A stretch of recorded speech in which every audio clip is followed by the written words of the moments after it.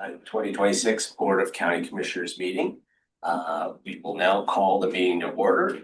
And the first item of business is approving the agenda. So this is something that we just started last week. It's an opportunity to review the agenda, determine if there's things that we need to pull from the consent agenda, to talk about adding things to the agenda that have come up since the agenda conference last week, or to possibly discuss removing things from the agenda if necessary. So, are there any requests to pull things from the consent agenda or to otherwise change the action items in our agenda? I'll move to approve the agenda as presented. And I'll second the motion. Moved and seconded. Any further discussion? Seeing none. Commissioner DeVoe? Yes. Commissioner Adair? Yes. And chair votes yes. Thank you. We can now move to citizen input. And I see anyone in the room who's here for citizen input? Are there any hands online? No hands raised. Okay. Move on from citizen input to commissioner announcements. The commissioner announcements. No announcements. And I have none. Okay, nor do I. Okay, well, we can move on to our consent agenda then. Two sets So of moved. minutes. Yep, go ahead. And second it. Thank you. Moved and seconded. Any further discussion? Seeing none. Commissioner Adair, Yes. Commissioner DeBonne, Yes. and chair votes yes. On to our action items. Item number 2, courthouse expansion update. And get a home stretch report. Or at least the front door report. Yeah, front door. It's then true. And the back. Some people parking in underneath them.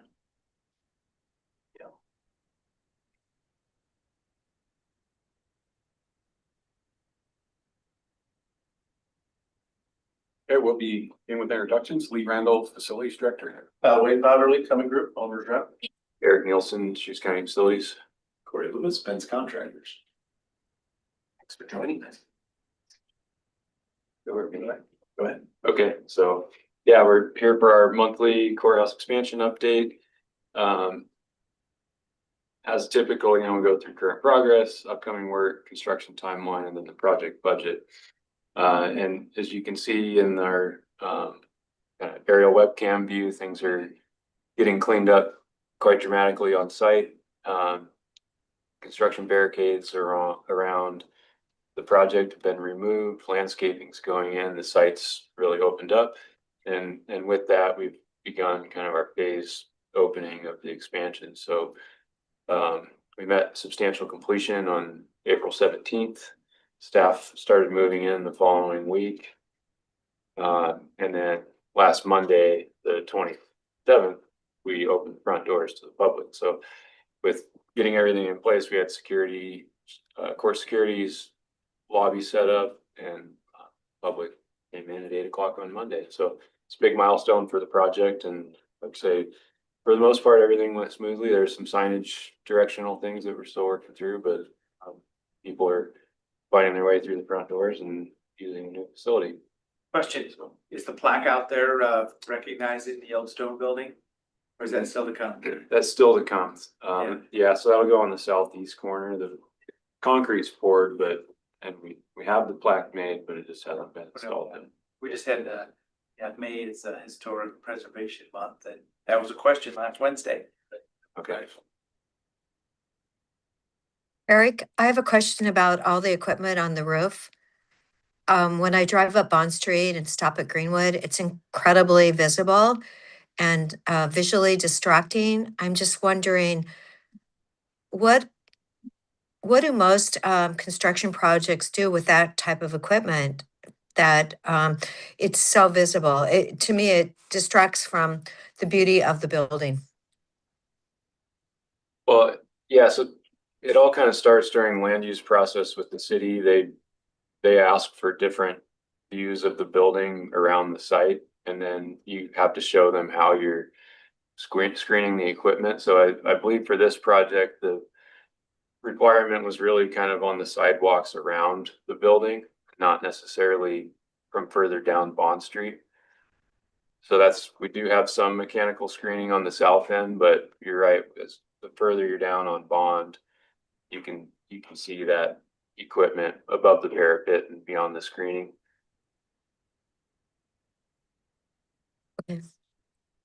Okay, just I had to ask. Okay, so just moving through photos, this is a view of the new security lobby as you walk in the front door. So we have the kind of directional guardrails, I guess, to route people around, form a queuing line where they walk through the metal detector and x-ray. Court security have their new security system set up with monitors up above, and then their kind of access control and security monitoring systems at the desk.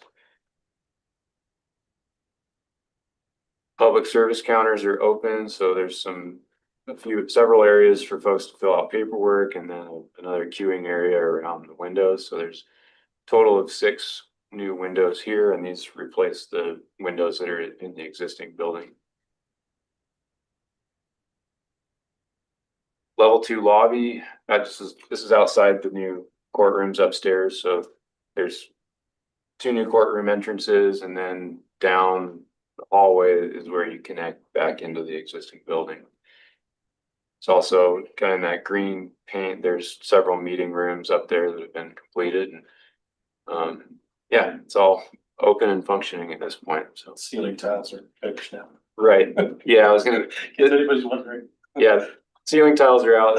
When these photos were taken, they're still working through commissioning and some other things above the ceiling. So those are all getting put back in. That's not just a pattern. Yeah, we saved 50% on the ceiling.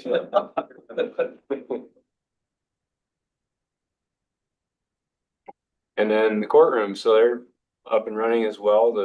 All the major construction's complete, the audio visuals in, and they started scheduling things in the courtrooms last week. So Wow, good. Site work around the building is kind of ongoing.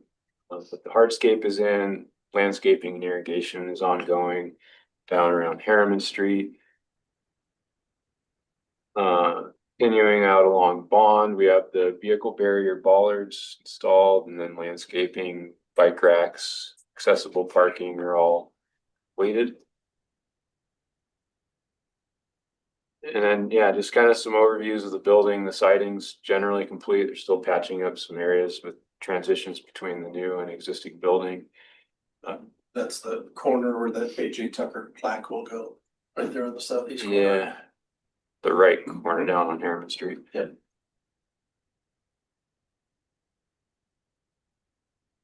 And then, yeah, overview of the existing building as you look down Bond to the new expansion from the accessible parking. There's kind of a loading pull-out area with vehicle barrier bollards, and then on to the landscaping and street trees are starting to go in along there. And so, yeah, again, with the big milestone, we're kind of pushing into the upcoming work of completing low voltage and technology. Commissioning's ongoing, site work around all sides of the building. We've gone through most of the owner training so far, so we've brought in our facilities team to go through the different components of the building with the mechanical, plumbing, electricals coming up, elevator training, sort of thing. So getting our staff trained on what they'll be working on.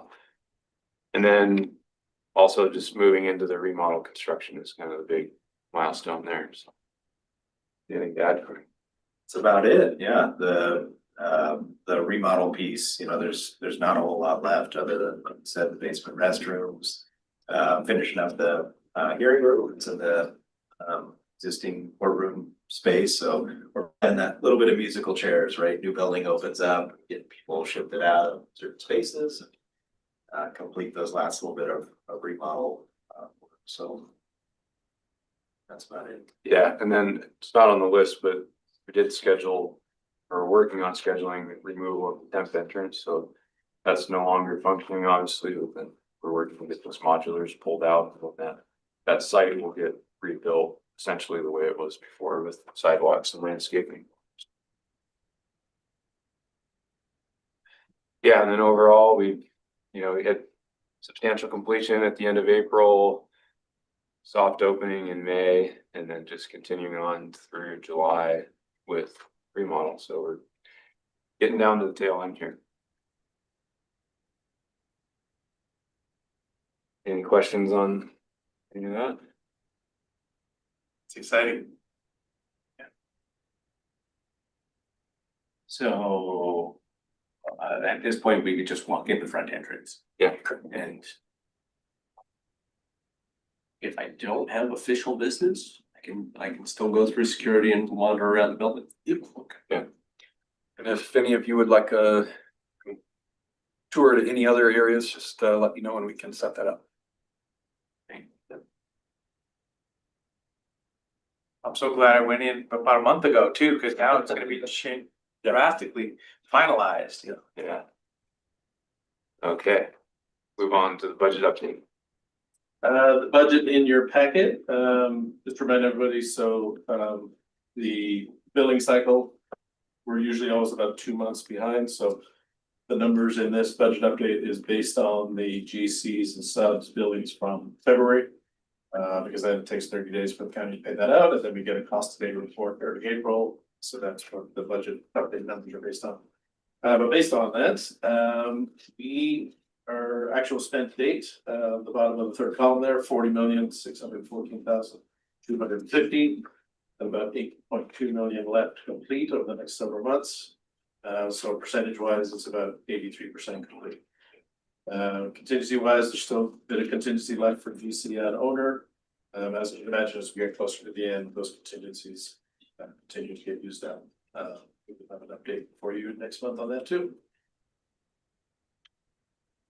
Any questions on the budget? So the contingency will continue to draw down, but we're feeling comfortable that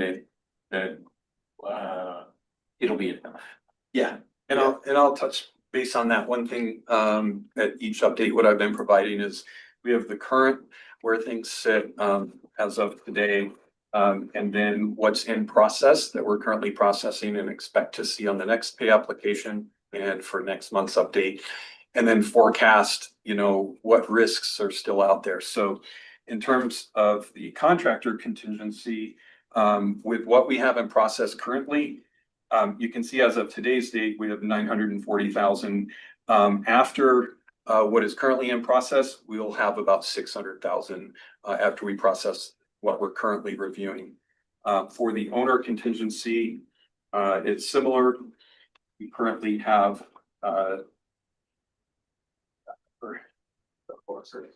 thank you. 740,000 with what we're currently processing. After those are processed for the next pay application, we would have around 480,000 remaining in that contingency. And then as we look forward to the end of the project, there are a couple areas of risk that we're still looking closely at. One is the remodel. So we're going to be opening up the basement areas that are jail era areas from 1977. So there's always the possibility we'll encounter something that's unforeseen related to that. We're also, just wrapping up all of the issues that have been addressed throughout the project or addressed recently. And so as those costs are finalized related to opening the building, things that may come up, once the building's open, for instance, we may have, as we go through the commissioning and balancing, going from what's designed and installed to achieving those final air pressure and air exchange rates. In actuality, there may be some changes that weren't foreseen that we need to add. And so we're looking at those items, but in terms of forecast, we know that next month we'll at least be talking about 600,000 or so remaining for the contractor, Horner and Edie. And then beyond that, we know there are additional risks as we close out the project. We are confident that we'll be able to get to the end and have sufficient contingency, but it is continuing to be spent down. Oh, I do have a question. I noticed that we have another almost $26,000 more in plan check and permits. Even though we have a revised budget of the $977,290. It seems like it's, just wonder where that an additional 26,000 was sent to. Who collected that money? So we are continuing to pay the city permit fees for a variety of things. You know, every time we implement a traffic control plan, that gets submitted to the city and we have fees to pay for that. What other? Any type of plan changes, so if there's added scope or anything, the architect has to put together the packet to send to the city. They have permit review fees on those as well. So, yeah, I mean, they're not big dollars, but every time we submit something to the city for review, they have a fee. So Okay, and so my next question then is the land use attorney, we allocated 50,000 in the original budget. I see we haven't spent any on that. Is that going to remain unspent? The land use attorney? It's already been moved down. Yeah, so you'll see a few other items under, the land use attorney, that particular one we've moved, but there are other costs like that currently we haven't spent completely. So, for instance, commissioning, there's some remaining, the hazmat abatement, there's costs remaining. We also have, I'm looking for the exact line item, but we had money set aside for IT infrastructure build out. So what we're planning, we've been tracking those to date, but likely there are some areas where we're underspent that in the next month we'll look at finalizing those out, determining that there will not be any costs through the end of the project, and then likely reallocate that to contingency as we finish out the project.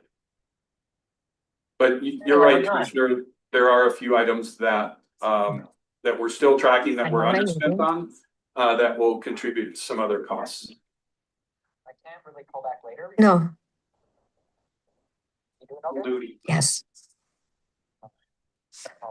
Well, it's exciting to see this project come together. I was trying to explain to somebody that, back a couple years ago, it was gonna be a 27 or some number was, an early estimate was put out, and it slipped the whole time as we were doing the design and the bidding package, and it got up to this 40-something number. But once we got going, it's been so professional, so productive, so efficient. It's exciting to see this big project come together, and no big hiccups that I've seen. It was just that painful escalation during inflationary moments, just the bidding process, right? Well, and then we're seeing the fee schedule here and the 3-point-something or other % down in the road department's engineer estimate, whatever the terminology is, but things are flattening out maybe in the cost of construction right now. That's good. A project very, very long in the making, and it is so exciting to be at this point with people moved in, doors open, court proceedings happening in courtrooms. Thank you all so much for your work to get us here. Shocking how much the rendering looks like the real thing. As I'm looking at the plans, I'm like, yeah, all right. Well, and what was, I guess it was probably kind of a red brick building that was envisioned back in the day. That'd be fun to look at that one too. Yeah. How much it kind of ended up looking like. So, at this point, it's definitely worth it to keep having monthly updates on the financials, but, for the building, I mean, is much gonna change with the building, or should we have an abbreviated updates for the next couple months, or until we get to the grand opening, or? You know, I would say there's probably no reason to continue showing the right of way and the exterior. That's not gonna change much. We could likely shorten the PowerPoint, but continue to show you some changes on the hearing room remodel, and some of the interior changes if you wanted us, to keep providing an update. How does that sound? Well, and we think of that as a follow-on project, what's happening for the old gray courthouse is kind of a separate project, but we're kind of rolling into other project work also. So, I mean, it'll be interesting to get photos and updates about what we're doing, but yeah, I don't feel like we need to put a lot of overhead on that. Actually, I would like the roof to be looked at by someone because clearly the screening is not, it's really not working. And to spend $48 million and come up on street, I feel it's really, it's disappointing that that screening doesn't serve the aesthetics of the building. It has really nice lines. And then you see the roof. So I don't mind, yeah, having somebody take a quick look at that, you know, maybe down the street, if there's a simple half wall or something that could be thought about, you know, let's not. So I just support, yeah, the questioning of that, if there's a way to do something. Yeah, I don't want to spend any money, but honestly, I think Everything that, costs well, money. no, I mean, honestly, we paid professional people to design this. And, you know, with AI and everything, design is usually, you can usually see what you're going to get. So I just think maybe for something a little simpler, that we can do something more down Bond Street. Paint them white, paint them blue.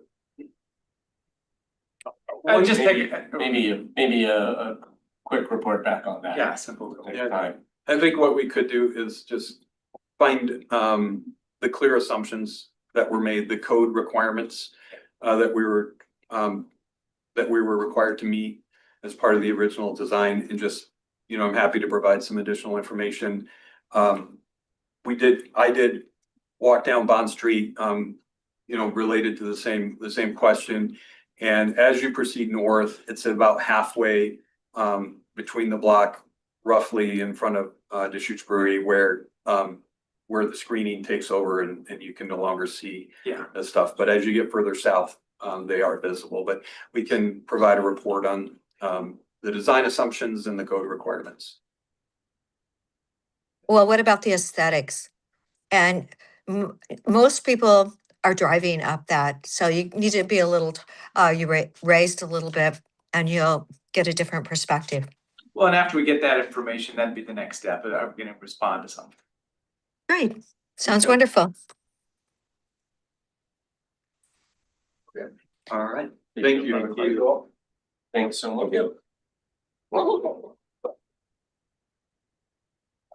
Item number 2, item number 3, consideration of board approval for the Black Butte Ranch Service District lease agreement renewal with the Black Butte Ranch Corporation. I think I saw Chief Rich was joining us online. Yes, and if we could just make it clear that we are meeting now as the governing body for the Black Butte Ranch Service District. Yes, so we are convening as the governing body of the Black Butte Ranch Service District now. Welcome. Good morning or afternoon, Commissioners. How are you? We are all right. How are you? Good, thank you. Chief Rich, are you going to lead us through this item? Certainly, just a pretty simple request. We are requesting an extension of our lease that we have with the Black Butte Ranch Corporation. This would be our lease is set up to renew year after year at the tenant's request or our request. There was an increase this year to the rent or to the lease cost of 7% for the 5-year term. That's listed down below in your budget impacts. And those costs have all been factored into our budget last year and also the one we're going to present to you in a couple weeks. So we feel this is a pretty fair increase for our building. Good. And this will go into our budget process, so this will be one of those variables that'll be, kind of signed on. Correct. So, Chief Rich, I was reading the documentation you provided, and on what is it, like the third paragraph, it says the original lease term was from January 12th, 2008 to February 1st, 2008. I was looking back and it looked like it was from, it didn't look like it was that short of a mini cycle. So then I was looking and it said January 12th, 2008 to January 12/31, 2010 Correct. in the attached document. Yes. So did you want to have, is that correct then in that one line? So you're correct. So in the original term of the original lease is from January 12th, 08 to December 31 of 2010, and then it Okay. goes into a 5-year cycle at that point. Right. Okay, so that's just a correction that Yes. I picked Yep. up. No. Sorry about that. You're correct. No, it's always good. I always like to know that I'm doing my job. And then I went back and I looked at the document and I'm going like, okay. Anyway, yes, 7%. That's, well, I know you all were dealing with that fire yesterday, the 43 acre burn out there. So Yeah. I'm sure it was, a weekend, you couldn't imagine with a Sunday night. And there were a couple language changes to the lease that we asked for. Nothing of much consequence, just some language about allowing us some notification if the landlord wants to make inspection on a building, just because we are a secure police facility. We need some notification on that. And just some changes to the language of who's responsible for what repairs inside the building. The previous language we thought was a little confusing, so that's been clarified. Good. So yeah, Thank you. there's a motion to approve at this level for today, so I'll make that motion. Move approval of document 2026-322, a lease agreement between Black Butte Ranch Service District and Black Butte Ranch Corporation. I'll second the motion. It's been moved and seconded. Any further discussion? Glad this facility is serving you well and look forward to it continuing to serve you. Thank you very much. With that, Commissioner Bone, Yes. Commissioner Adair, Yes. and Chair votes yes. Thanks for joining us, Chief Rich. Thank you. We'll see you soon for the budget. Yep, thank you. See you soon. Okay, so now we'll reconvene as the governing body for Deschutes County. And we can go on to item number 4. Our proposed fee schedule for FY 2027.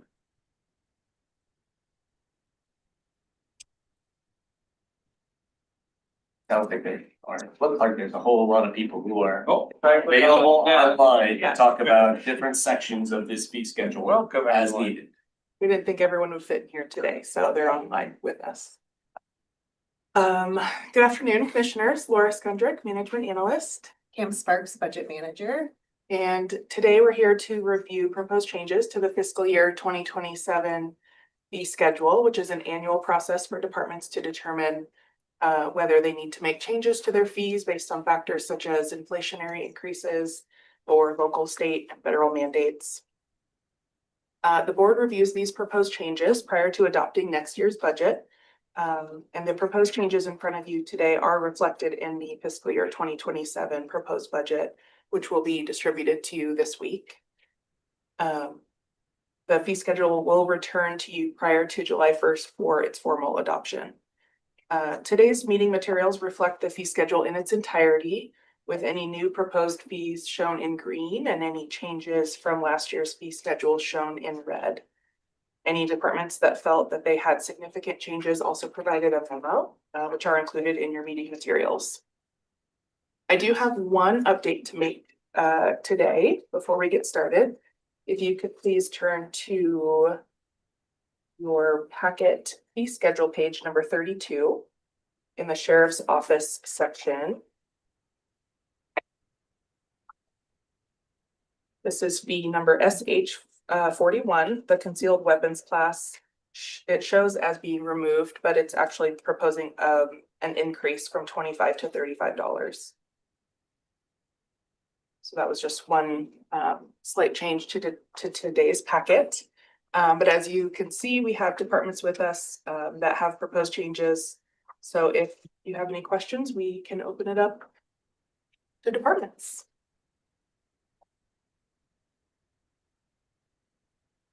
Just acknowledging, I was flipping through all the fees here and then I almost didn't get all the way through it. And then I found the memos. You know, I was like, oh, good, there's the memo. So I was able to read them all. So thank you very much for providing those. I did just in the hallway talk to the clerk about his concept with the death certificates, right? Not having a couple of the sub fees on top of it. I support that. And thank you for asking for that, sub spreadsheet with, was it more than 10% or whatever the number was? 6%. 6, yeah, yeah. So that was good to be able to review. And then later on, I also just asked, could take a look and let me know if there were any fees that increased more than $500. Just there might be a large percentage increase or there might be a large dollar increase. I asked for a little bit of input on, or a little bit of a look at that, and I was, I was pretty comfortable with the list that was presented. So then I guess my only other question, there's a big section, I think it was in health, a bunch of stuff was just removed in bulk. Thing. I guess, yeah, maybe that was juvenile justice, which the memo refers to. Okay, that answered that. I just didn't connect the two. I did read the memo and now I see that. So there's no big subset of fees from the health that were written off, just the juvenile justice. I support, community development, had kind of some philosophies about running through their fees, change the numbers, but it seems to be appropriate. So Laura, I want to confirm that the SDC transportation fees actually went down. Single family home and the base rate, both of them went down. Yes, I believe that's correct. Okay, that that should be starred, that we actually have something going down. So thank you very much. I can speak to that. Yeah, Chris, how did It's how did true. you make magic like that happen? Construction cost. Thank you, Chris. Yeah, no, again, that's just application of a inflation factor that's in your SDC ordinance. And of course, there've been several years of pretty pointed inflation increases. Finally, it subsided a little bit. And so based on January's calculation out of the Seattle area for the ordinance, it was a 3.8% reduction. So down $223 per trip. Next year, I imagine the way things are economically shaking out right now, we could see an increase, if fuel continues to do what it's doing. But let's celebrate that it went down. Today. So that's construction cost index. Is that looking backwards or forwards or just point in time? Point in time based on certain prices of materials in various markets. The construction cost index has a lot of building trade applications. It's not necessarily heavy highway per se, but it's an index that closely matches construction that is frequently added to SDC cost escalations. Yep. And so that's why we have it. Well, as I say, we're just looking at that courthouse project and different topic, the last agenda item, but knowing that it was challenging to get the subs to even commit to numbers probably at some point because things were rising so fast. And this shows us that, everything was up. Now it's either flat or down a little bit, just the big construction numbers. Correct. Yeah. Thank you. Thank you. Thanks, Chris. Thank you, Chris. As I said, there's nothing jumped out at me specifically. It's a good package, well supported by the memos that were associated. And when I first saw this item on our agenda, the item that immediately jumped to mind was our environmental health fees. But just ask you all to recap for us the work that was done earlier so that that didn't show up among the 6% or more increase fees on the list. I can give you a high level overview and if health wants to add anything additional, but when we came to the board for the video lottery allocation, they had a video lottery allocation request along with an offset of TLT revenue, which was planned to increase by 2%. And so with the TLT increase and the video lottery allocation they've requested, they still need to increase environmental health fees by 3.6% to cover their costs. And that was essentially approved during that video lottery allocation board meeting. Thanks, Cam. Ariel Samuel, Operations Manager for Health Services. I don't have anything additional. Cam gave you exactly what it was. Well, I'm just acknowledging that we discuss this every year and it's dialed in pretty tight, right? I mean, little money here, little money there, and a little escalation there. Yeah, a little puzzle. Yep. Yeah. Definitely. Are there any further questions or thoughts? So this is for information today, any feedback or thoughts, and then next step is just, it's in the proposed budget, correct? Correct. And then we'll also bring the fee schedule back, I believe, June 10th Itself, yeah. for approval and adoption. Yeah. And Right. I would just recognize that this is part of providing the robust and quality services that the county provides. We raise some revenue through taxes, we raise some revenue through fees. And all of that goes into cost effectively delivering services to our constituents.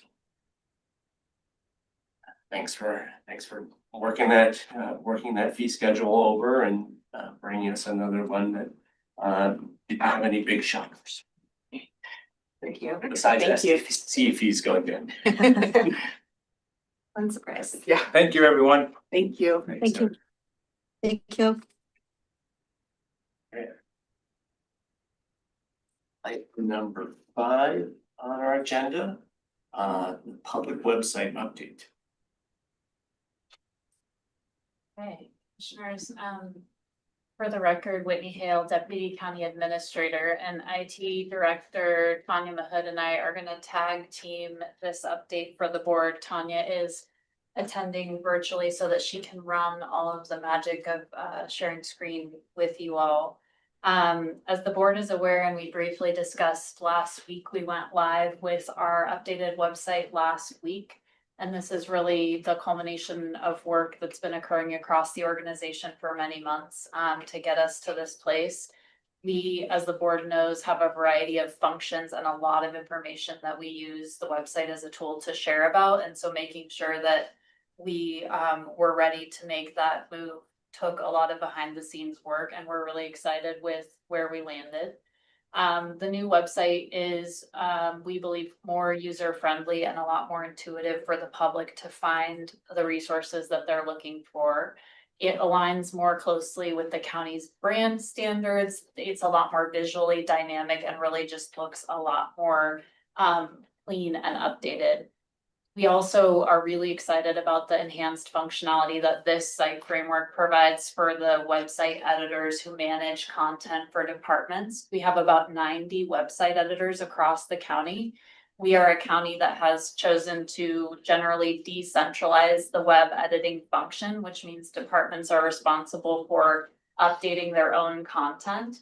And our prior legacy site was really restrictive in the functionality those web editors had. And as times changed, we saw a lot more requests from departments to do things like share video or post a really informative infographic. And we just had a lot of limits on how they could do that. So with this transition, we really focused on enabling and empowering website editors, making sure that they had full permissions generally to do all of the things that they wanted to do and could do. And we've really been working to support them with a lot of training. I do want to highlight both Tanya's team in IT and Eric Brion here in administration have just been phenomenal leads of this effort in getting us to where we are, supporting departments along the way, and really working through a lot of these transitional items that were challenging at times. And so I know the board mentioned last week that as we went live, we had a little bit of a hiccup in terms of how Google was crawling our site and pointing people to the new site. We're working directly with Google to kind of remedy that, and that's going to be kind of a kind of foot in both worlds process that we navigate as we completely get into the new site and navigate there.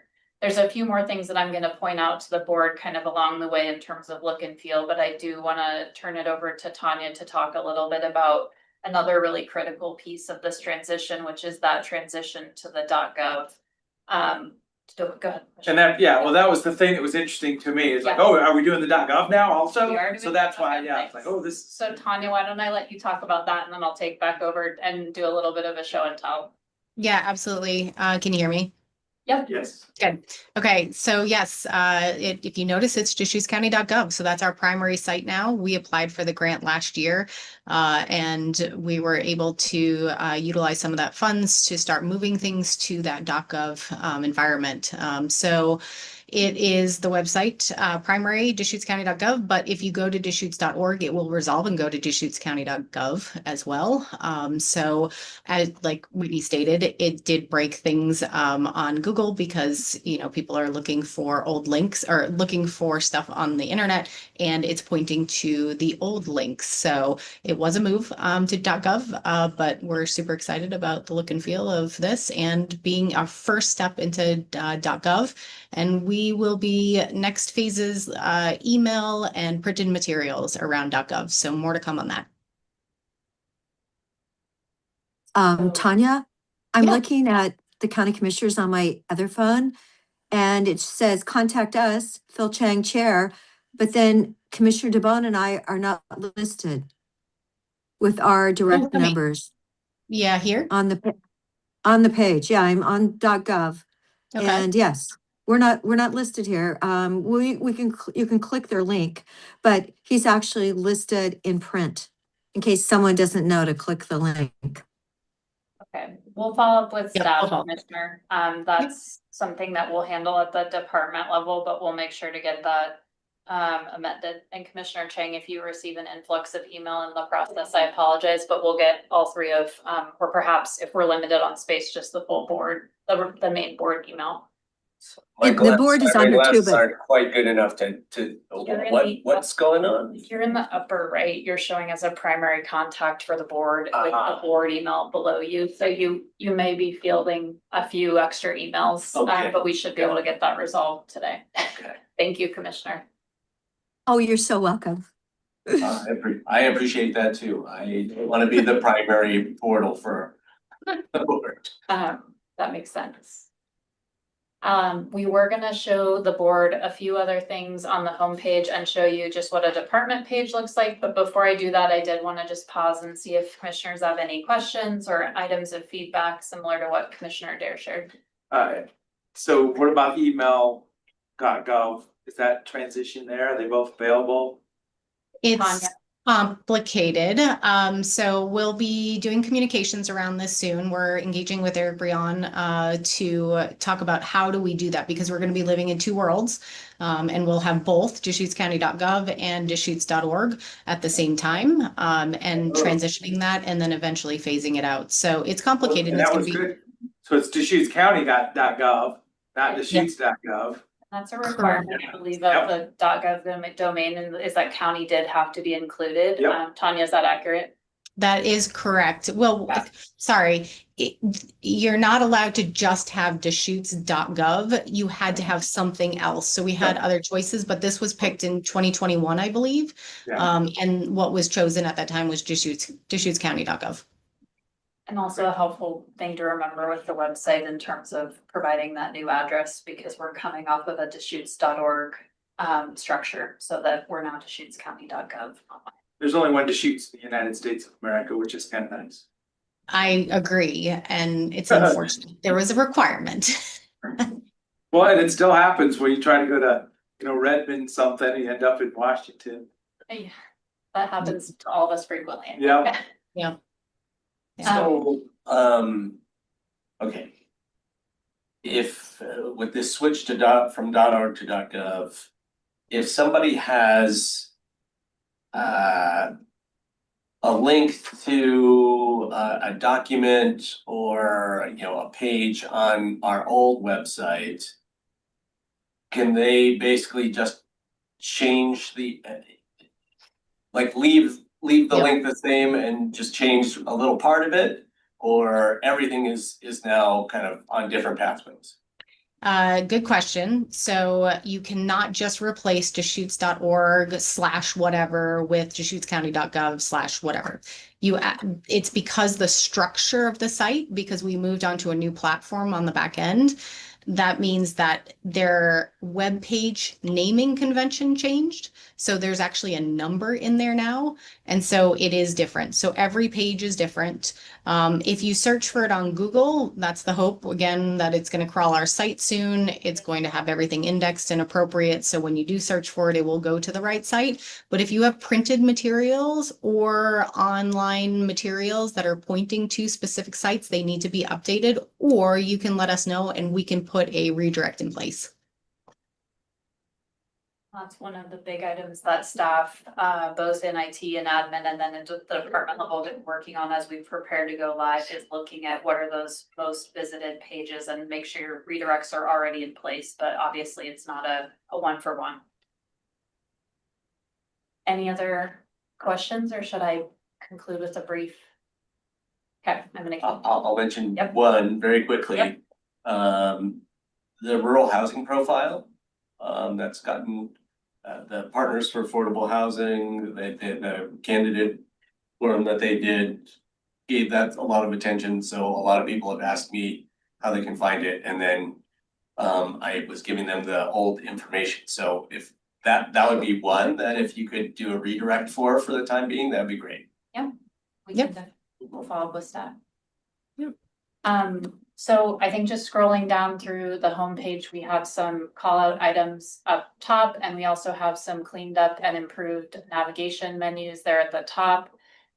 We've done a lot of work in the middle of the page in trending topics to really highlight newsworthy items that the public may be looking for. We have a lot more flexibility with this site than we had previously, in that we have both trending topics and the news flash section below it, which is where our press releases typically would be posted.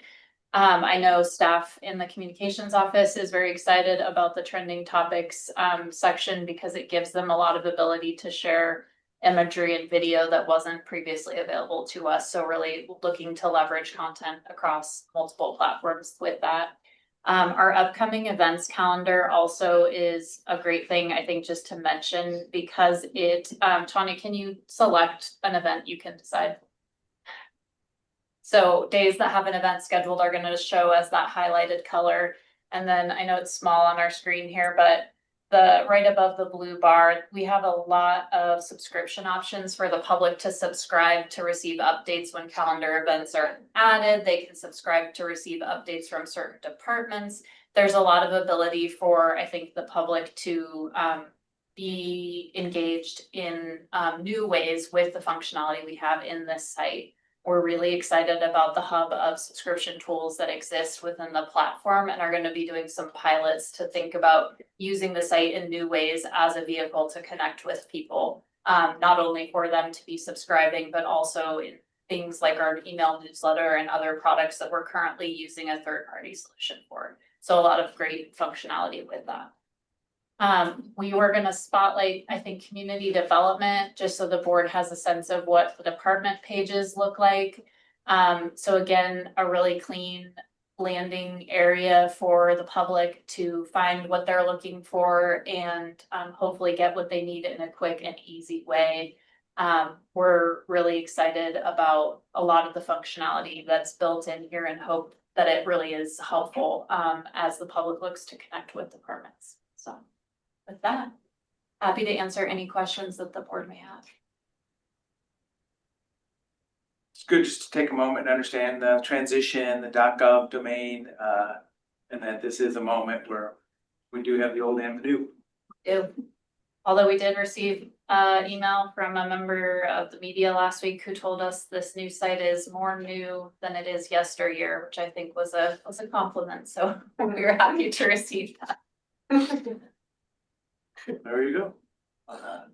That upcoming events and subscription, sounds like a really great thing, and just let me try and figure out if I'm tracking correctly what kind of an opportunity this. Does that mean that someone will be able to say, I'm really interested in the Behavioral Health Advisory Board, so you could just subscribe to, get updates about when the Behavioral Health Advisory Board is gonna be meeting, that kind of thing, or? That is the concept. Right now the calendars are set up by department. Tanya, if you click on the upper right of that one. You'll see the calendars that are available to subscribe to, and that will allow people to import those meetings onto their own calendar, and then some subscription options within that as well. And the notify me function also is listed by department. Tanya, if you can back out and go into the notify me tab, you can see what you can kind of select. So for behavioral health, it would be health services generally, but still a lot more user friendly and a lot more granular options than we previously have had. Yeah. Same thing. User with friendly.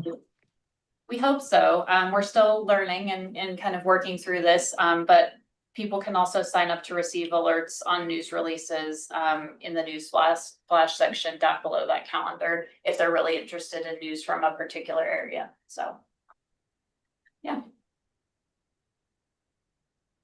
Thank you. Thank you. Any more questions or comments?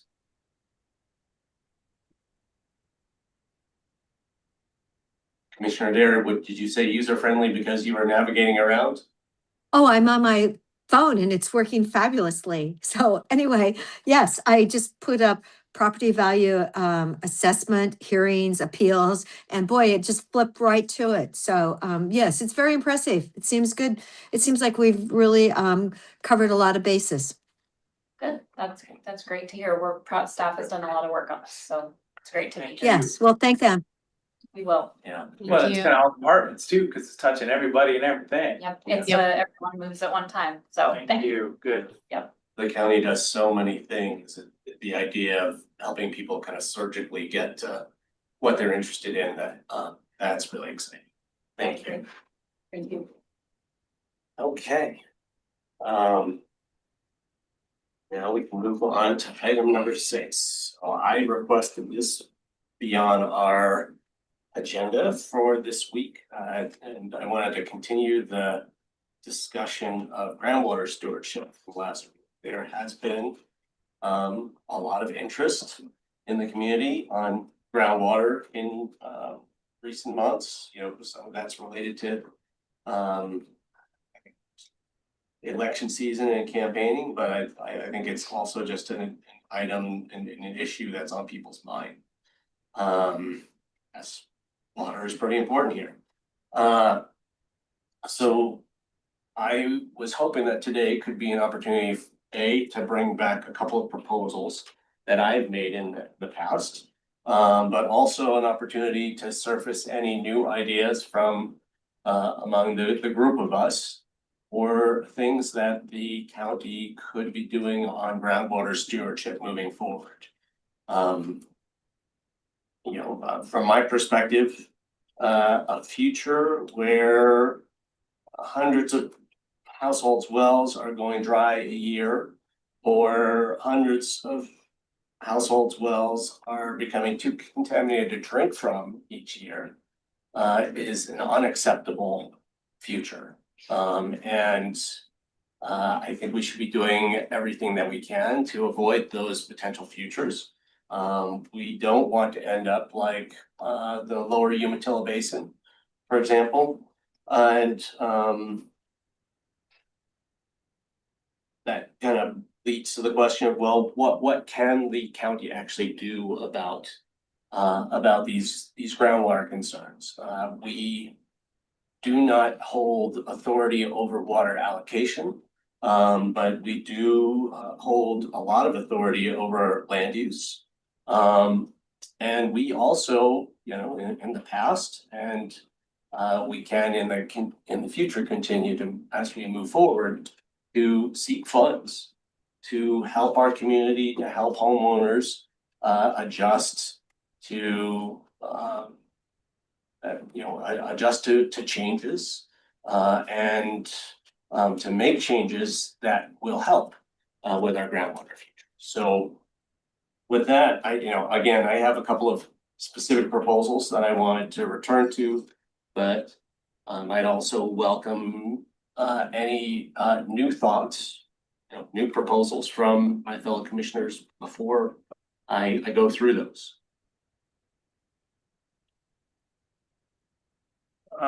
So yes, there's a big picture here. Getting citizens up to speed on the belief system.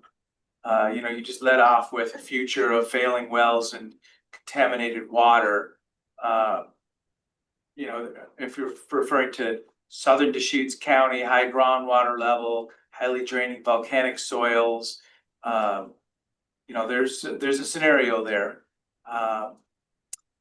We probably want to work with the community and the professionals, making sure we're all on the same page. So if we're just the three of us are discussing it, I don't know that that's the right place to be. We can set direction to something. Look, this is the time for us to identify what group discussions we want to have, what partnership processes we want to engage in and move forward. And when I get to talking about the opportunities presented from Senate Bill 1154, that's a perfect example of that.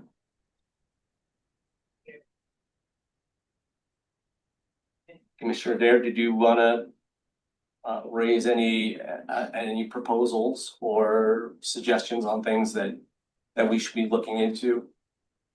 Well, there's actually a report out of Portland State University about the piping for COID and the fact that because of the seepage from our canals, they've, been helping with keeping people's wells going. And the numbers out of that report are really quite significant. I don't know if you've read that report or not. Yes, I have. Yeah, Okay. I'm very familiar with the artificial recharge that we've been experiencing in the basin for as long as we've had leaky irrigation canals. It is, USGS and the Water Resource Department, identify it as one of three factors that we need to keep in mind as we're looking at declining groundwater levels. So, the first and the most significant of which is declining precipitation over the last couple of decades. The second and third being the amount of water that we're pumping out of the ground, too many straws in the ground, and the amount of recharge that we are, the amount of artificial recharge that we're losing through canal piping, which is something that we have to do to be able to more predictably and stably supply our farms with water in the Deschutes Basin. So that's a tricky balance. You do something, canal piping, in order to help something, surface water supplies, and there may be some unintended consequences. But then that doesn't mean that the benefit that we're getting out of canal piping isn't absolutely necessary for, again, primarily for agriculture and for environmental considerations like fish and wildlife habitat. It just means that we need to recognize that we've been getting artificial recharge for 100 years that is going to be diminished, and we need to figure out other ways to help sustain our groundwater levels. So I don't know that today's a good day to do this. You may be able to just say your piece and keep talking as much as you want here, because ballots just came out. You've taken a political stance in the media recently. Ever since we've been working together, I say hi to you in the hallway and you grunt back at me. you're setting me up in this big thing. And if we go back and forth today, I don't know what we're gonna do with this. I mean, remember, my vision is if we want to protect groundwater, we need to make it an easy downhill stroll, not an uphill battle. Citizens came up with the idea of, well, how about we do groundwater testing every 10 years? DEQ is on board. Now they haven't been able to follow that. A goal 11 exception was requested. The appeals process stopped us dead in our tracks. Why would somebody want to push a boulder up a hill is the concept there. Now we have this, 1154 bill, which is out there. We're going to try to do sales in the new neighborhood. Commissioner Dare and Commissioner Chang, remember, you're like, well, let's bring in the high production builders and we'll build it tall and we'll stack a lot of people in there. City of La Pine is like, no, that's not our land use. So we missed out on sales of those quadrants previously. So now we're almost on the verge of another sale, which means we'll have money in the bank, which means we'll be able to open this can wide up and have these discussions. City of La Pine just put more than 500 acres on water and sewer, which is wonderful. We're taking lands off existing homes off of the aquifer. OWW2, Oregon Water Wonderland Unit 2, they've only ever been 50% built out. There's neighborhoods around there that if we would have just given them a little of encouragement the last few years, we could have got to more people on sewer. DEQ, as I say, when I talk to DEQ people, they're like, well, they don't know how to respond. They're like, yeah, we can answer the phone, but we don't know what to do. They don't have any good clear guidance or direction these days. Because they need an active partner in the county to do anything, and without that, they just wring their hands. So yeah, so let's be clear. Well, I'll be done now, though. I mean, I'm wondering what you're gonna drop today. It may not be a very good time to do all this. The things that were in our board packet. I'm not dropping anything. I am bringing up a couple of things that I have been talking about for years. And giving you an opportunity to consider those again. And Well, we don't have community development director here unless he's online, because that's our professionals. We're elected officials. You're a natural resource person. I'm an elected official, and I do live in this affected area. So we don't have everybody here. some of the things we need to discuss are land use related. And so I did ask for both someone from CDD and someone from county legal to be here for this discussion. So that not so that they could sell anything, like I'm gonna sell my own proposals, but so that they could explain how things would be implemented if we chose to pursue them. So yeah, let me back up and provide a little bit of context. We have known for 20 years that there are 6,000 septic systems in shallow groundwater in South County between Sun River and La Pine that are loading that shallow groundwater with nitrates. We know from testing that DEQ has been doing. I don't know what you're talking about, that they're not doing testing. We know from testing that DEQ has been doing that we have a layer of groundwater that is loaded with nitrates beyond health standard levels. And that water, it is. Are you referring to somebody might be drinking that? Let me finish. Yeah, I let you have your whole context setting, so let me explain a few things. We know that there is a layer of nitrate contaminated water. And that water is percolating deeper and deeper every day. And that thousands of households' well intakes are very close to that level. So they will be affected in the very near future. I can tell you that there are a lot of people in South County who are already doing things like putting nitrate filtration systems under their sinks at their houses at a cost up to $1,000 because they're concerned about this. And they don't necessarily want to draw attention to themselves by saying, hey, my water is contaminated. Because, you know, as we all know, that would have some pretty significant negative impacts on their property values. So this is a problem that is real, that is already happening, that is going to get worse. Just like we are already seeing, you know, 100 households per year reporting to the Water Resources Department that their wells are going dry. And that will get worse too. So we have the opportunity to make this less worse, right? By slowing the rates of groundwater level declines, by slowing the rate of nitrate loading in our groundwater. And I'd like to share a couple of practical examples of how we can do that. And give my fellow commissioners the opportunity to say whether they are interested in moving forward on any of those. These problems will continue to get worse until we do something.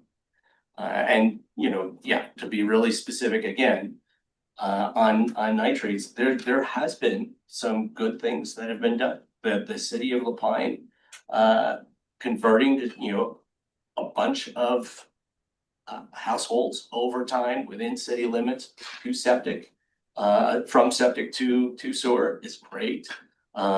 Building the Newberry new neighborhood on sewer is great. And we still have, of the 6,000 houses on septic systems, standard septic systems in shallow groundwater that we knew about 20 years ago, 95% of them are still on standard septic systems in shallow groundwater.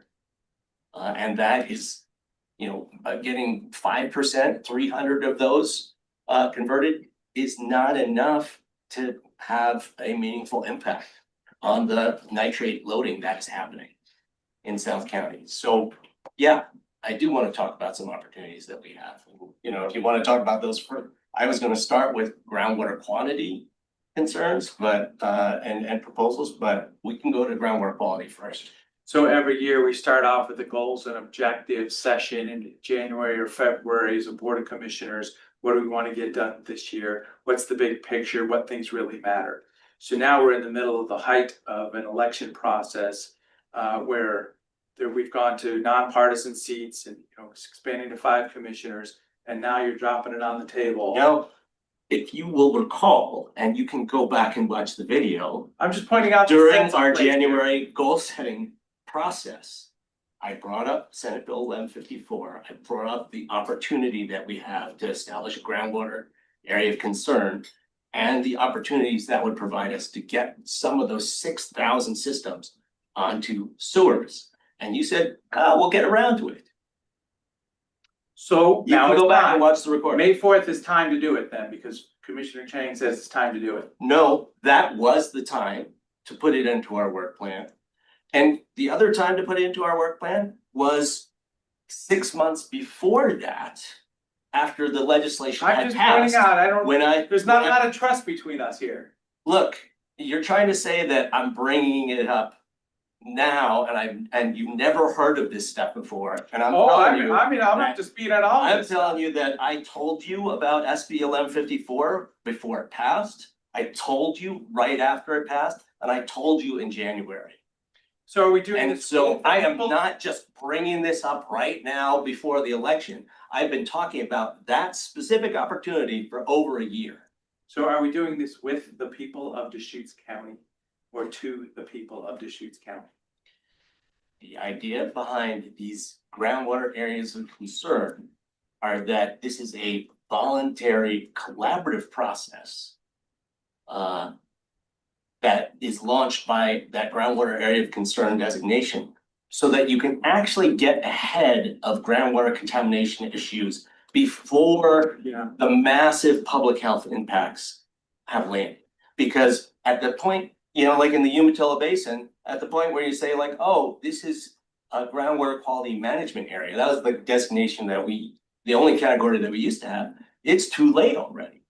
And we will get there, 20 years from now in South County. We would qualify for a groundwater quality area of concern because thousands of people's wells are contaminated. And there's nothing you can do about it at that point. It's too late. So this groundwater area of concern is an opportunity to get ahead of a lower Umatilla Basin type situation.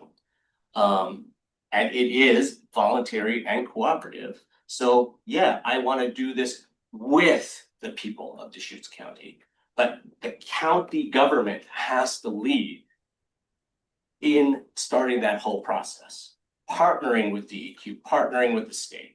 So the Citizens Committee from about 15 years ago asked for well monitoring and testing every tier 10-year report, which we slipped past. I've got a map in my office, had a subset of wells, they were called monitoring wells, 1995, 2001, 2011. And now we're in 2026, and we don't have an update to that subset of wells. We've gotten reports. Well, We've gotten we can get on the same 5-year page. We've gotten the reports from DEQ. They're not showing you the exact pinpoints of where those wells are because of the property value concerns, right? But I don't know, nobody's told me anything. Are I'm they- just saying, the day that map gets You updated, can or we ask. lay it out and we get good information, Mhm. that would be a point. no, But that's the citizen, No, is my point. there will not be a publicized map showing areas where, and you're showing the spots where people's So- wells are contaminated. So you have more information than I do, a Southern Deschutes County resident, a 15-year Deschutes County commissioner, and you have more information than I do about the No. facts on the ground No. where I live? No, I asked DEQ a whole lot of questions about the test well data that they have. And I am persuaded that they have continued to monitor hundreds of wells. On these regular intervals. And that they are showing that the trend is continuing in the direction we are all concerned. And So if you have were information curious that I don't enough, have, but I need No, no, to no, do no. my homework. I have information that I asked about because I actually want to know. But Because would you I share actually that want, with me and the public? I'm sharing it with you right now. So you're And verbally you sharing can- with me, you've come to You a can go conclusion. to DEQ. You could, just like me, ask DEQ to walk you through the data. So Ask any questions you have to set aside any concerns you have about the quality of the data. Unless you are more interested in keeping it unclear because it supports the actions that you want to take, which is no action. But then you're telling me my conclusions here, that's not appropriate. No, I always said, we I need said, an easy I said downhill you can slope. unless. I'm supportive of expansions and goal 11 exceptions. Yes, we have something on the books here. So, I mean, I'll be done talking here, and I'm whatever you supportive- say after I'm that, I supportive don't of- know. I'm supportive of making it as simple and cheap for our citizens as possible. But we need to make that happen. It doesn't just get solved for us. It is our job, it is our responsibility to our residents. And so with that, I will ask again, so you all have in your packet, a copy of this piece of legislation that was just passed in 2025. Pages 1 through 5 discusses the establishment of these groundwater areas of concern. To tee up voluntary collaborative efforts, proactive before a regulatory groundwater quality management area needs to be established. And again, at which point it's too late. Look at the Umatilla Basin. It's too late. There's so much nitrates in the ground. Establishing a groundwater quality management area, now like they can shut down all the nitrates going in the ground from this point on, and there will be contamination in the ground for decades to come. Just working its way through. And that's where we will be if we don't do anything now. So, yeah, I'll put it on the table again. We can direct county staff to start to set up one of these groundwater areas of concern. They can work with the state on that. That will give us the opportunity under Senate Bill 1154 to have the authority to sewer some chunks of South Deschutes County that are not currently served by sewer. We could shift thousands of those septic systems to sewer and, you know, impact our problem in that way. It'll cost a lot of money, but if we don't do the groundwater area of concern, we don't set ourselves up for that Senate Bill 1154 opportunity, then we won't even be able to go chase the money that's needed. That's in my mind, that's the part of this that I would like to be spending my effort on, is going and finding the money to help the people of Deschutes County, not arguing about whether we're doing something to them by pursuing this groundwater area of concern. So.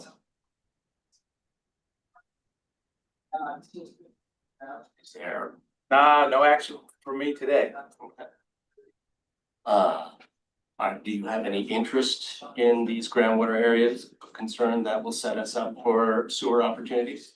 So my vision would be to have either a planning commission or a joint meeting with city council in Lapine and do something, kind of lay this out to the community. Because as I say, right now in this political climate, I can't imagine that we'd be dropping this out there. But if we wanted to have a meeting sometime this summer, review the 1154 discussion, review what happened 15 years ago with the Citizens Committee asking DEQ to do groundwater protection or groundwater testing, understand why we're not using the same test wells that were from 1995, 2001, 2011, then we can have the foundation about where we're gonna go there.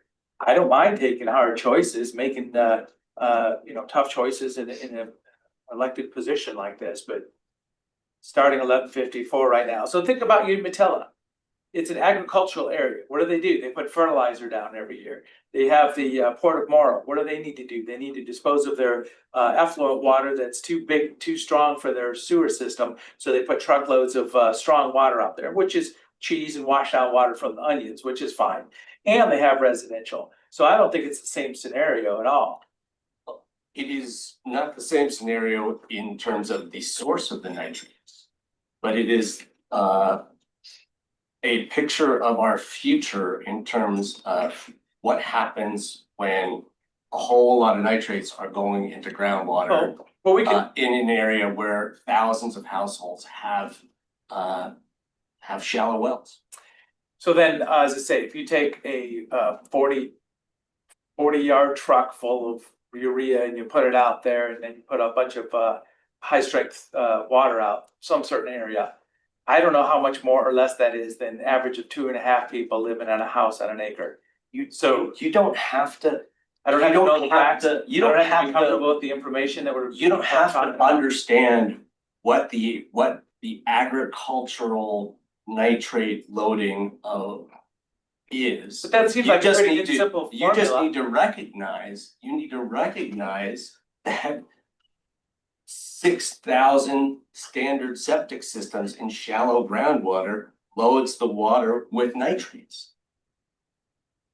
Are you denying that is the case? Septic systems take nitrates from human waste and washed down water and laundry and all that stuff. So yes, we know this. Okay. So we don't need to. Oh, well, what did I say? We don't need to. What's the difference between truckloads of high strength water, truckloads, thousands of tons of fertilizer and septic systems, or septic systems at the density we have? Simple equation. So you're saying I don't need to ask questions, I just need to believe you. No, the hydrogeology is completely different too. So then how can you, as I say, we can go back and forth for a while. What's clear and straightforward is that you put a bunch of nitrates in the Well- water, they percolate down and they reach people's well intakes. So you're really worried about the people of Deschutes County at this point in time? I am. Yeah. I mean, I think that you are too, but I mean, it sometimes feels like you're more interested in saying we don't have to do anything than you are concerned about people's welfare 5 or 10 years. My understanding that 50 years into the future, referring to about 15 and 20 years ago, at full build out, there'd be a density areas that would be loaded. It's that big rectangle map that was part of the groundwater study from years ago. So I don't think that we've gone over that hump. I think we've shaved the edges off of it with the sewer systems and the nitrate reducing systems. We haven't added to it. In fact, we've reduced. And we could do some analysis on that. What's the spreadsheet look like? So I think we've already cut the corner on the loading that was studied from years ago. And it's not just Deschutes, it's Northern Klamath also. There's lots of stuff here. So One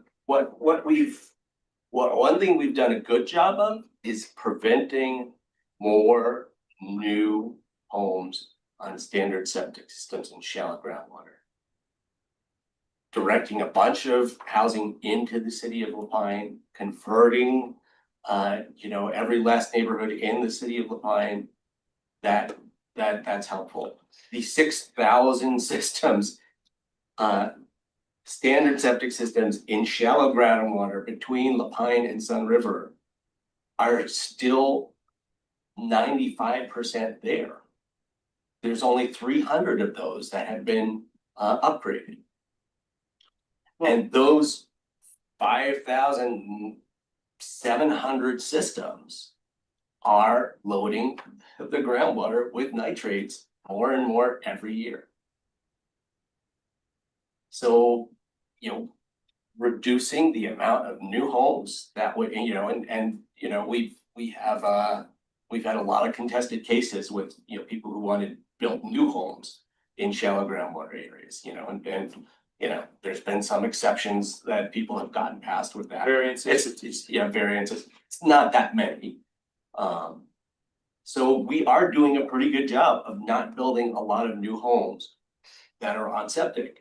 But the 5,700 that we knew about 20 years ago are still there.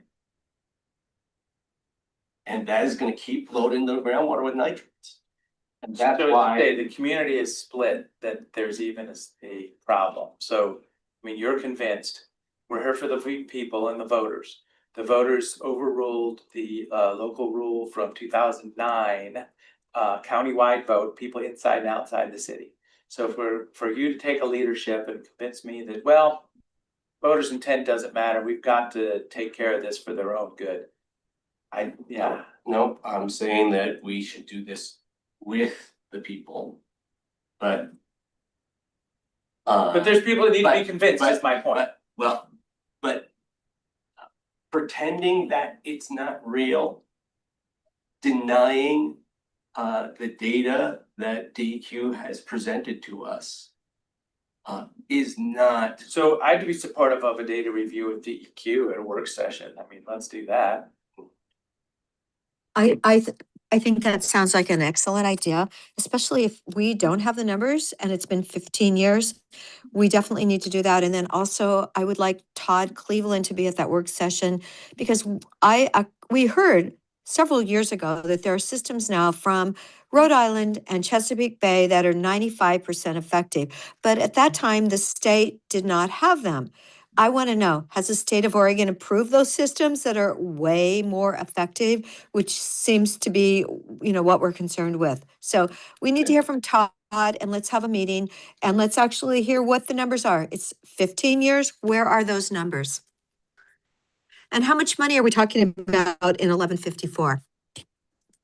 And because So- if the problem is so gigantic for the lower basin of Umatilla County, I can't imagine that they put in a couple $100 million more for the rest of the state. No, the money to build sewer systems, we have to go chase.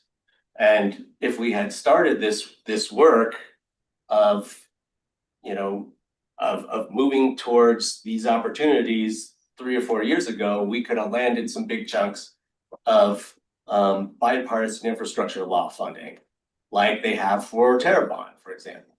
But we didn't. And so we are behind the ball in terms of chasing the big federal infrastructure money to actually make some of these things happen, which is part of the reason why I want to do this sooner than later, so that the next time there's some kind of an opportunity, we will be ready. So I heard an interest in a data review, an analysis of the problem from DEQ. I heard also, let's talk to the state about certifying or approving those even more advanced treatment technology systems.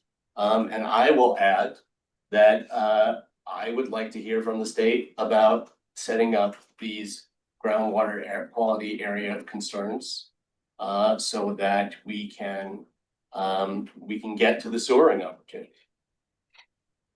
How's that? So when we talk about a sewering opportunity, there's neighborhoods, there's plats that came in over time in the 50s, 60s, early 70s. And there's some natural places where it would fall into place. I've talked to residents who are like, oh yeah, that big field over there, someday that's gonna be our disposal area.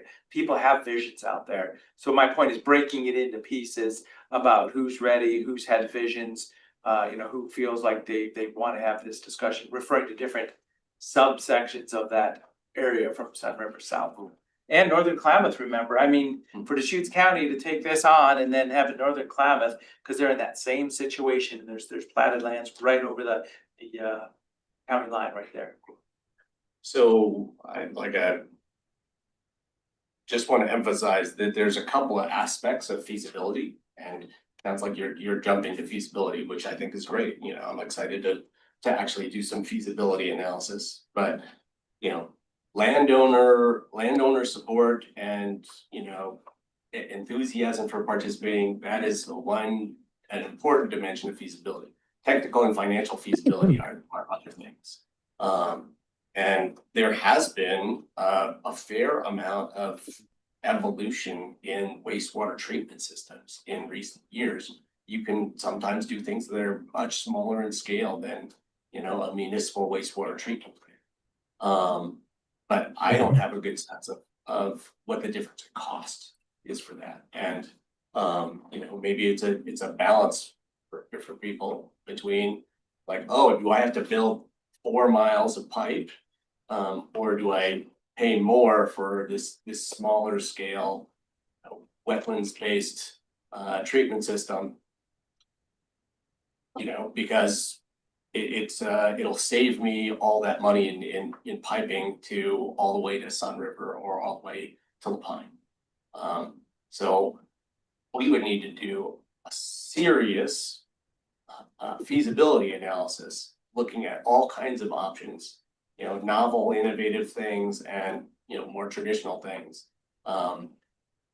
before we knew what to move forward with. But I just want to say that having people in a given neighborhood excited is great, but those may or may not end up being the best opportunities in terms of technologies and cost. I just want to make a comment. I remember somebody was going to put an ADU in their backyard in Lapine, and it was going to cost them $45,000 because they had to have the separate system for it. Yeah. And if they happen to be in one of these areas where you could do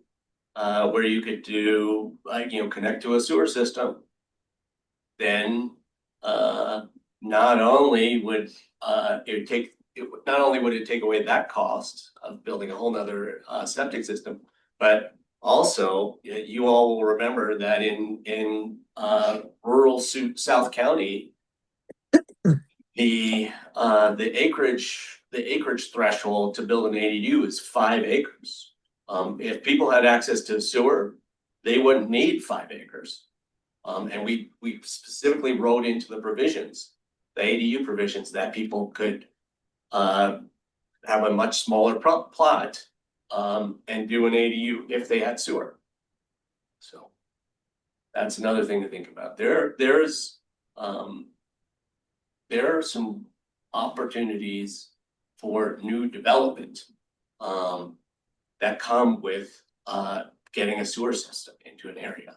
And that's a positive, that's another positive. But it's not cheap. Okay. So, does that sound like a plan for discussions with the state?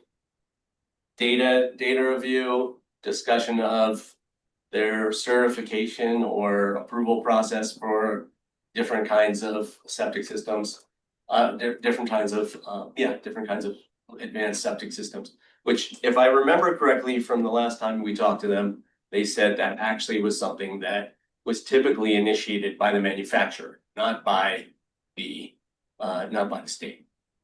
Well, guess And then what? It's also- way more efficient, so maybe the state needs to get ahead of the curve and actually initiate it. That could be incredibly helpful. Well, if various entities can initiate that, and we think it's a really great opportunity for Deschutes County, then maybe it would make sense for us to pay for it. And then the third piece would be exploring the opportunities created by Senate Bill 1154. So in terms of assigning staff to get this all set up, is there a preference? Do we want this done within admin? Do we want this done by community development?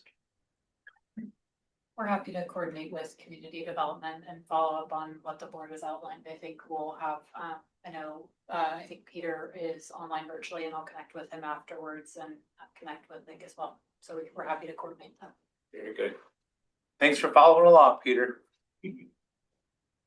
All right, yeah. The other half of what I wanted to talk about was quantity, declining groundwater levels. We've heard interest in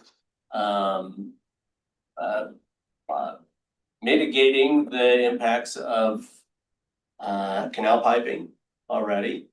So that is something that we could explore further. I don't think that the answer is stop canal piping, but basically figuring out either A, how you do more recharge somewhere else in the system, or B, how you take less water out of the ground. Either one of those things could help with stabilizing or slowing the decline of our groundwater levels. So if there's interest in some of those things, I think it would be great for the county to take some actions in those directions. Some of this is being discussed already through the Deschutes Basin Water Collaborative, and if there was support, we could try to get some things into the plan, into the BBWC plan. One of the things that I think is an opportunity would be to provide technical and financial assistance to exempt well property owners who are interested in doing conservation on their properties. I have a friend up on Holmes Road whose well actually it still is. His well is 700 feet deep. And a couple of years ago, his well was starting to fail. And he responded by killing his third acre of lawn and installing a cistern in his system at his house, and doing some really intensive water conservation work inside his house. But the the reality is that killing his 30-acre lawn was the big deal, the major impact. Because he did all of that stuff, his well is functioning just fine right now. So I mean, he reduced his own demand on his well enough that he averted having to drill a new well. And he got a quote for a 1,000-foot deep well that was going to be $100,000. So he's averted the need to go to the 1,000-foot, $100,000 cost well for some amount of time. You know, I can't guarantee that, you know, it's not gonna start to fail again in 2 years, but it seems like he's gotten himself to a much better place. And then again, that was a completely voluntary action on his part. He paid for all of it. Right? So the idea that we could possibly get some state money to support conservation projects, voluntary conservation projects on, I don't know, like 50 or 100 exempt well properties, people who are interested in signing up for that. And we could learn a bunch. You know, he has an understanding now of how much less he's applying when when he is not watering his lawn anymore. You know, he had a number for, like, each time I water my lawn, it's this much water. My meter, you know, he ended up putting in a meter. But we could do, we could get a little bit of state money to support, you know, pilot demonstration, voluntary conservation projects on exempt well properties. We could learn a lot about how much water can be saved through those kinds of measures, and B, we could demonstrate and quantify what what kind of an impact these kinds of projects could have if more landowners were interested in pursuing them. Who knows? I mean, you know, if you have rigorous enough data, then you might even get to the point where the Water Resources Department would recognize this kind of conservation and be willing to offer groundwater mitigation credits to cities or quasi-municipal entities like Apion, or even destination resorts that need to add some water rights to their supply. So that's an idea I'd love to pursue. I'd love to be pushing that with the legislature. Going into, you know, now, we're like basically pushing that now, going into the next legislative session. Floated that idea before, but didn't get a lot of traction. I'd be curious if my fellow commissioners would have any interest in adding that to our legislative agenda.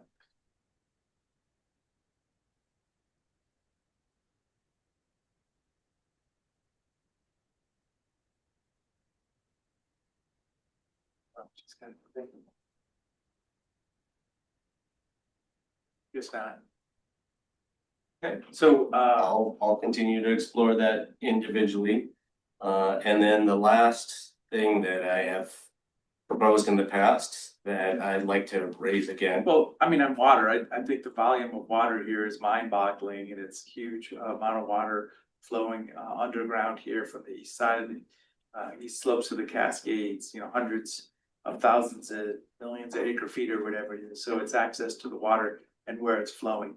So for us to say that this straw is affected by something specific, it's hard for me to come to a conclusion about the fact, I guess. So I understand you just laid out a really good scenario there.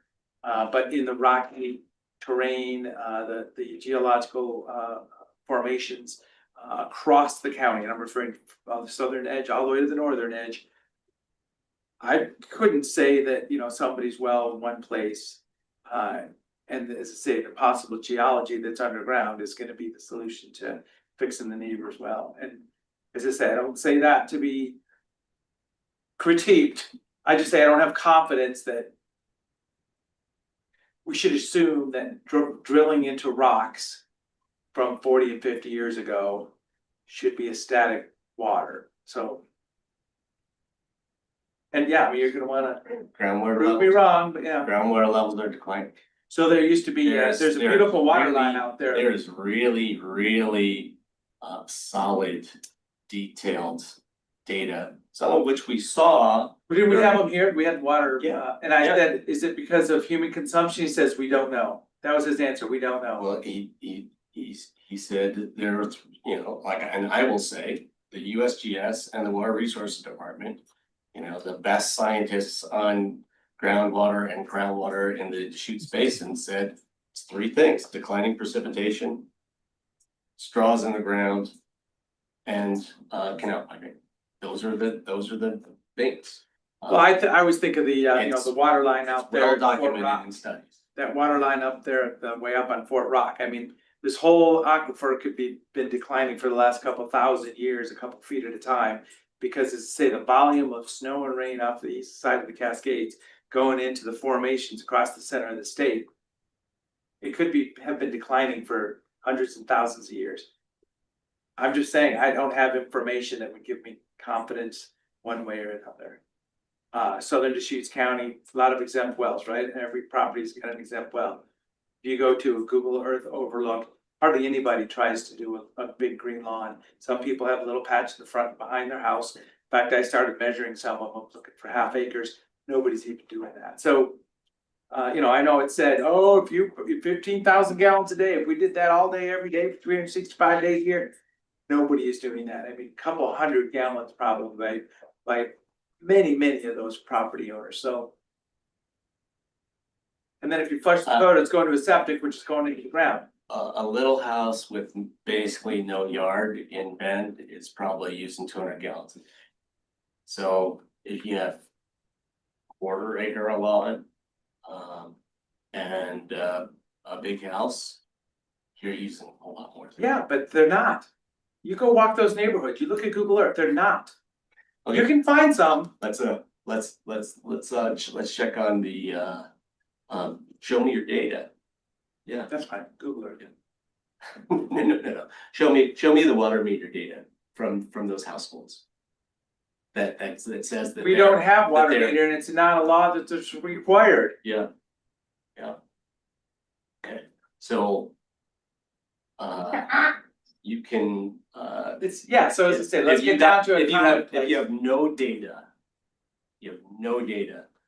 You cannot even speculate about how much water. But you goes can out. tell me your reality and I'm not supposed to have an alternate reality or more information or less information. I'm And giving the you, conclusion. I'm giving you evidence, right? Evidence of a single well.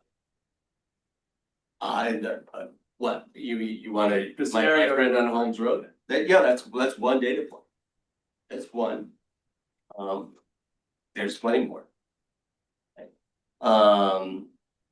Yeah, and I mean, I can introduce you to some people. So if we were but- here but to compliment you each other as are elected officials, we would look for a common ground that we can both get a Archimedean reference point that we agree upon and build upon that. As I say, we're very separate on what conclusions we're coming to, the priority of actions that need to be taken. If we could practice working together here, as I say, you've had a. I am offering you opportunities to do something. Voluntary, collaborative things. But if you don't want to acknowledge that there's even a problem, then we're not gonna get anywhere. Well, defining the problem. There's different worldviews. Yeah, you can spend a lot of time defining the problem. And you know, to your earlier points, the groundwater layer deep in the ground below us right here is probably 1,000 feet thick. It's a lot of water. But it's 600 feet down to get to it, number one. And number two, well documented, the distance to that water is increasing every year by like a foot a year. in this area and in the Redmond area. So if it's, yeah. And- it's not- And, you know, it's one thing to say, oh, there's 1,000 feet thick layer of water down there. But if the idea is, oh, we could just keep drilling deeper and deeper to draw more and more of it out. That's not using a renewable resource sustainably. That's mining. Right? That's like what we do with oil, right? And oil isn't getting replenished on a regular basis by precipitation. We are not supposed to mine groundwater. We're supposed to use it sustainably. Why isn't oil made from ancient vegetation and plant Yeah, material? yeah. So then when it rains, the trees grow and the trees can get covered up, and then all of a sudden, million Yeah, years later, I there's think- oil. I think we're using oil at a little bit faster rate than it's being made. Okay.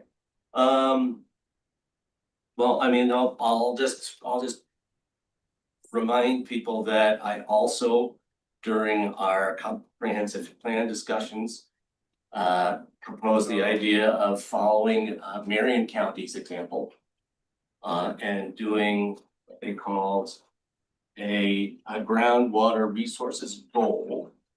And then they had specific policies under that, including a policy basically that new development needs, you know, as part of their application process, needs to demonstrate that they're not adversely affecting the sustainability of aquifer production. i.e. not causing declines in groundwater levels or impacting their neighbors. You know, our Deschutes 2040 comprehensive plan is still not formally adopted because it's been challenged. It's coming back to us on remand. I'm not gonna say, oh, we could add something under remand around groundwater, but if it's not adopted yet and we are opening it back up to tinker with it under remand, then I see no reason why we couldn't open it back up and tinker with it to have some groundwater stewardship goals and policies there. How do you envision getting grounded on facts? Because there could be a conclusion that, yeah, groundwater's going down, climate's changing. We just won't ever review anybody's application. I mean, yeah, is this it just sounds like it could be a dead end, or it could be appealed to high heaven for the rest of the time. So how can we be more deterministic, I guess? My understanding is that there's still rural development happening in Marion County, and they have figured out a system to analyze and approve projects. And this would be for domestic exempt wells, so not approved by Water Resources, it says. That's correct, because you know, as you may be tracking, the state just instituted a new groundwater allocation rule about 1.5 years or 2 years ago. And anyone who does have to come in for a permit is already having to do analysis like this.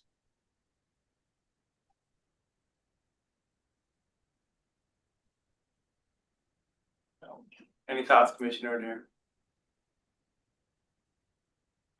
Actually, I would really like to bring the report that we've missed for, 15 years, to have that and have Todd Cleveland at, in June, so that we can catch up on this, and then we can go forward from that point. I'd like to know what the numbers really say. And any input on Marion County's groundwater resources goal in their comp plan? Did the state change the rules where if you have water rights for 5 acres, you must keep those water rights green, that property green? Has the state changed that rule? This is No, about. I want to know that, because that is how I was told the rule was, if you get a water right, you must keep that area green to maintain those water rights. So I just wondered, did the state change that rule? If they haven't changed that rule, then we need to have this first meeting and then we can go from there. I want to know what the DEQ says for South County. This Marion County groundwater resources goal has nothing to do with agricultural water rights. It's about exempt wells.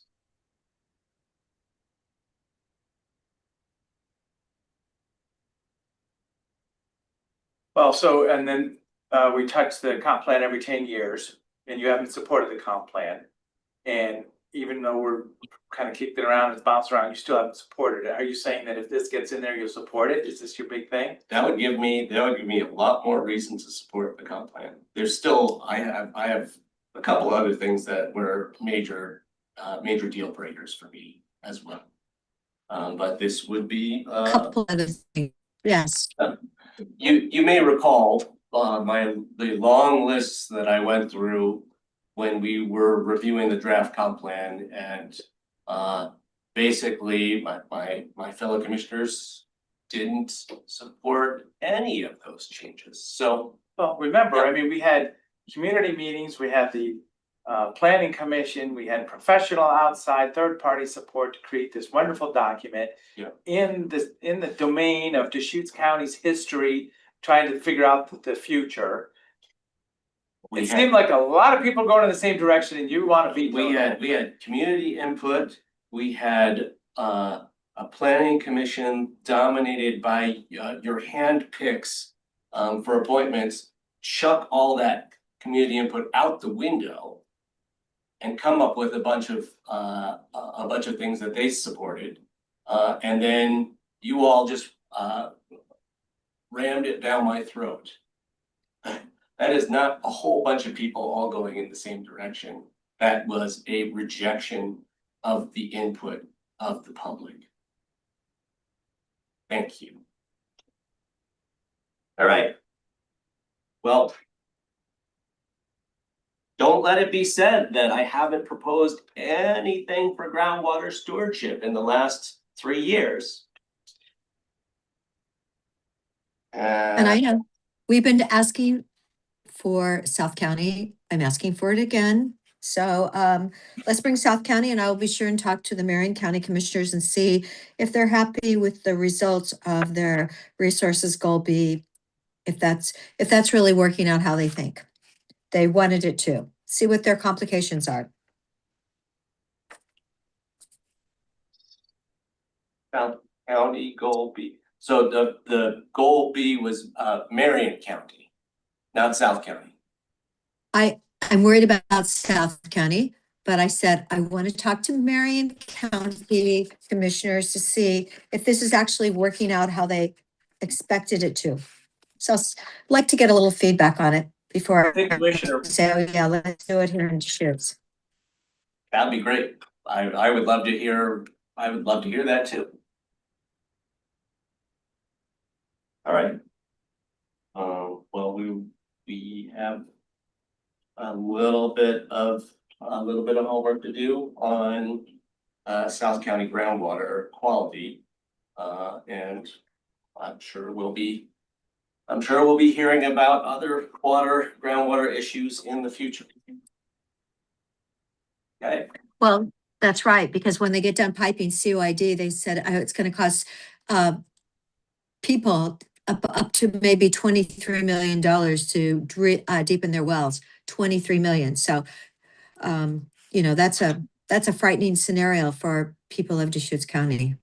Yeah, that's why I would love for us to be supporting exploration of other recharge options.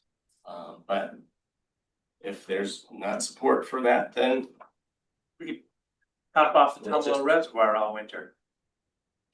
that's one of the concepts that could be researched. I'm not convinced, you know, we haven't had a rigorous analysis yet, but I'm not convinced that that is the most effective or cost-effective way to recharge groundwater. But it's an option. Okay, so moving on, item number 7, consideration of updates to county policies.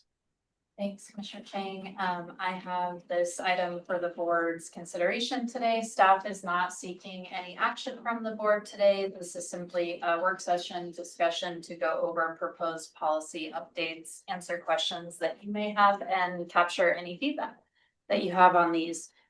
Today, staff has proposed policy updates to HR 2, which is selection and screening of applications for vacant positions. HR 4, which is overtime compensation and comp time. HR 14, which is the county's leave policy. HR 16, which is the non-represented employees time management leave program. And GA 1, which is the county's tuition reimbursement policy. The board will recall that we have had numerous updates to various HR policies this year. This is our last substantive chunk of those policies.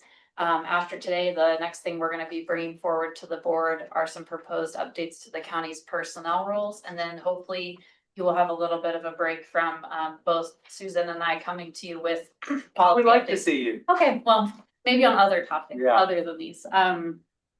So I'll provide a brief overview of the proposed changes to each of the policies and then happy to open it up for questions or discussion by the board. As outlined in the staff report, the updates to HR 2 selection and screening are fairly straightforward. Those are simply kind of modernization of the hiring process as it flows from an applicant through HR and on to a department. And so some pretty light updates there. This policy has not been updated since it was implemented in 2007. So since that time, we've had some administrative changes that we need to make there. HR 4, overtime and comp time. These updates really are centrally looking at how comp time can be used. And the proposed updates are really focused on what happens when an employee has a comp time bank and they transfer departments and how comp time is handled for part-time employees. So really just making those two things clearer in the policy. HR 14, the leave policy, the proposed updates clarify leave administration and really modernize and align accrual language with current payroll practices. Probably the most substantial update to HR 14 is the proposed addition of bereavement leave for non-represented employees. That's an item that is in a number of our CBAs, and with this proposed update, that is an option that will be afforded to non-represented employees as well. HR 16, the non-represented employees time management leave program. The proposed updates within this policy are the changes that align the leave conversion process with constructive receipt requirements, which is something that the board we have talked about previously. So the change essentially becomes currently an employee can elect to convert leave and have that conversion occur within the same year. With the proposed changes, those two pieces of the process will be split apart. And so employees will make elections in one calendar year and convert their TML in the following year.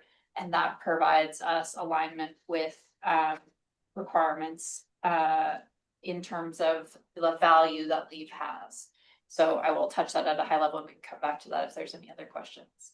And then GA1 tuition reimbursement, the proposed changes to this policy are the implementation of new eligibility criteria, essentially establishing that employees that are defined by the IRS as high wage earners are not eligible to participate in the program, and that eligibility is reserved for those that fall outside of that eligibility window. So with that, I'm happy to answer any questions the board has or. I see Eric has a signature on one of these, it's the intro. Yeah. Might be rolling off of that one. Yeah, it seems very just kind of business-like, just the world around us and making sure these are all updated.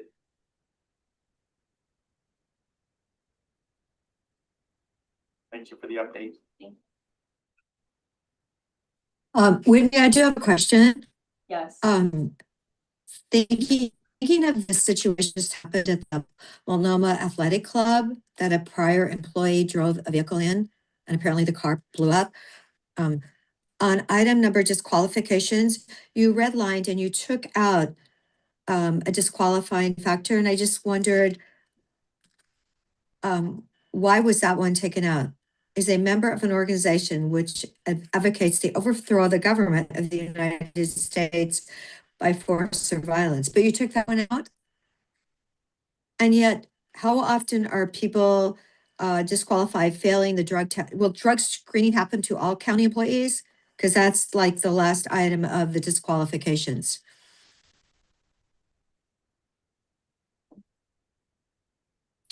It's page 3 of HR 2. Yeah, Commissioner, I think this was an attempt in terms of this language was implemented when the policy was updated. It is, and I think it was one of the updates that was proposed. I think it would be difficult probably to determine that potentially, and also I think in terms of a process, that would be a unique factor to try and evaluate. Okay, and Eric says we've never done it. It's never come up. I mean, you've never checked somebody's social media when you're thinking of possible employees? That is not part of our process that we use in evaluating applicants for general. Okay, then what about the drug screening? Are people drug screened before they're offered a job? Or not legal to. Commissioner, I'm sorry, there was a little bit of side conversation. You had a question about drug testing? It says fails the drug screening requirements of policy number HR 8. So that one is in here though. Correct. We are maintaining that policy requirement and the policy requirement that's outlined in HR 8. Okay, all right. That was my question. Okay.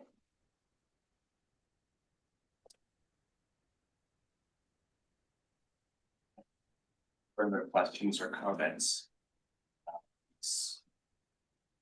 Policy updates. So these will come back to the board on consent. They may come back in more than one wave, but we will work to get them on your consent agenda as soon as we're able to. And thank the board for their time and review.